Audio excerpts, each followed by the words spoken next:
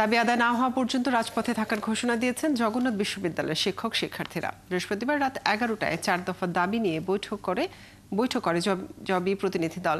এরপর বৈঠক শেষে রাত 12টায় গণমাধ্যমে কথা বলেন বিশ্ববিদ্যালয়ের শিক্ষক শিক্ষার্থীরা। তারা বলেন, সরকারের পক্ষ থেকে এখনো কোনো গ্রিন সিগন্যাল আসেনি। এছাড়া আজ বাদ জুমা প্রাক্তন ও বর্তমান শিক্ষার্থীদের নিয়ে অনশনে যাওয়ার ঘোষণা দেন তারা।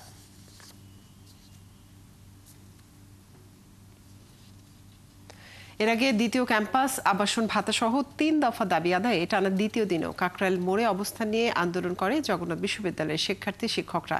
তারা বলছেন, 20 বছর ধরে এই সংকট নিয়ে চলছে জগন্নাথ বিশ্ববিদ্যালয়। একটি চক্র দীর্ঘদিনের এই সমস্যার সমাধান করেনি। মার্চ টু যমুনা কর্মসূচিতে পুলিশের হামলারও বিচার দাবি করেন শিক্ষার্থীরা। আর দাবি আদায় না হওয়া পর্যন্ত জগন্নাথ বিশ্ববিদ্যালয়ে শাটডাউন ঘোষণা করা হয়। হাবিব রহমানের প্রতিবেদন। জগন্নাথ বিশ্ববিদ্যালয়ের শিক্ষার্থীদের বসবাসের জন্য একসময় আবাসিক হল ছিল 11টি, কিন্তু ক্ষমতা আর রাজনৈতিক দলের প্রভাবে 9টি ভবনই এখন দখলদারদের কবলে।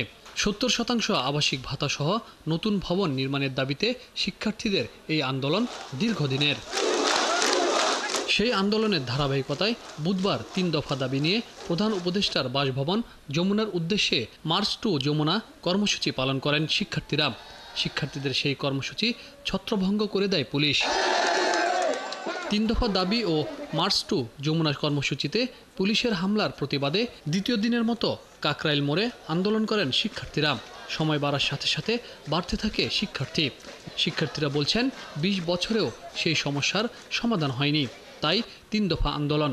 লাঠিপেটা আর পুলিশের ভয় দেখিয়ে আন্দোলন বন্ধ করা যাবে না। আমাদের তো দেয়ালে পিঠ থেকে গেছে, আমাদের হল দরকার, আমাদের জগন্নাথ বিশ্ববিদ্যালয়ের উন্নয়ন দরকার। যেহেতু কোনো সমাধান সুরাহা এখনো করতে পারতেছে না, আমরা রাজপথ ছাড়ছি না। বুধবারের শান্তিপূর্ণ কর্মসূচিতে পুলিশের হামলার প্রতিবাদ জানিয়ে শিক্ষার্থীরা বলেন, দাবি আদায় না হওয়া পর্যন্ত আন্দোলন চলবে। আমরা অবশ্যই একটা ন্যায্য দাবি নিয়ে এখানে এসেছি। সেখানে আমাদেরকে তারা কিভাবে এভাবে স্টুডেন্টদের উপরে তারা আক্রমণ করতে পারে। এই হামলা যারা করছে, যে যারা জড়িত ছিল, আমরা চাচ্ছি সবাই আমাদের কাছে ক্ষমা চাক বা তাদের দৃষ্টান্তমূলক শাস্তি চাই আমরা। জগন্নাথ বিশ্ববিদ্যালয়ের শিক্ষকরা জানান, নিয়ম অনুযায়ী উপাচার্যের বাসভবন থাকার কথা, কিন্তু সেটিও নেই। পুরনো ঝুঁকিপূর্ণ ভবনে ক্লাস করছে শিক্ষার্থীরা। হল না থাকায় মানবেতর জীবনযাপন করে তারা। একটি চক্রের কারণে জগন্নাথ বিশ্ববিদ্যালয়ের সমস্যা সমাধান হচ্ছে না বলে জানান শিক্ষকরা। আমাদের শিক্ষার্থীদের যে দাবি, এটা অত্যন্ত যৌক্তিক দাবি।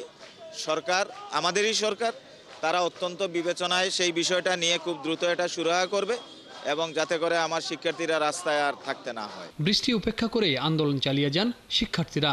আর দাবি আদায় না হওয়া পর্যন্ত জগন্নাথ বিশ্ববিদ্যালয়ের সব কার্যক্রম শাটডাউন ঘোষণা করেছে প্রতিষ্ঠানটির শিক্ষক সমিতি। হাবিব রহমান, 71, ঢাকা।